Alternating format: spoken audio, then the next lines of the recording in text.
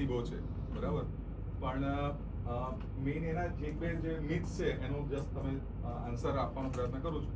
એટલે પહેલું તો એવું હોય છે કે બધા કહે છે કે એની દવામાં ડોઝ 1:1 લાખ કે 2 લાખના માત્રામાં હોય છે. તો કે આટલી અસર કઈ રીતે કરશે? તો એનું ફંડામેન્ટલ લોજિક એ છે કે પાણીમાં એક મેમરીનો ગુણ છે, એવું હોમિયોપેથિક અને એવું બિલીવ કરીએ છીએ આપણે. અને એ મેમરીનો ગુણ છે માટે એમાં સહેજ પણ એક વસ્તુ નાખો એટલે આખું પાણી એનો બધો ગુણ જાળવી રાખે.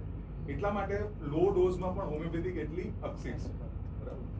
બીજી વસ્તુ, હોમિયોપેથિકમાં ઝેરનું મારણ ઝેર એ મેઇન રીઝન છે. એટલે તમે જે પણ બીમારી હોય તો એના જેવું સિમ્ટમ જે પ્રોડ્યુસ કરતો હોય એ વસ્તુની દવા આપો એટલે એ બીમારી મટે. આ બે મેઇન હોમિયોપેથિકના ફંડામેન્ટલ છે. હું એલોપેથિક ડોક્ટર છું, મારા ફાધર જનરલ સર્જન છે, બરાબર. મારા મમ્મીને આપણે સોરિયાટિક આર્થરાઇટિસ હતું. મેં એક નોન ર્યુમેટોલોજિસ્ટને મોકલ્યા હતા, એમણે મિથોટ્રેક્ઝેટની ઇમ્યુનોસપ્રેશન સ્ટાર્ટ કરવાનું કીધું હતું.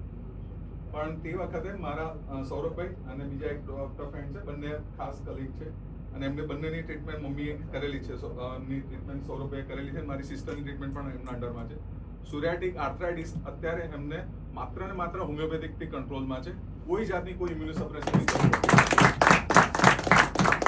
સિમિલરલી એમને મિનિયસ ડિસીઝ છે.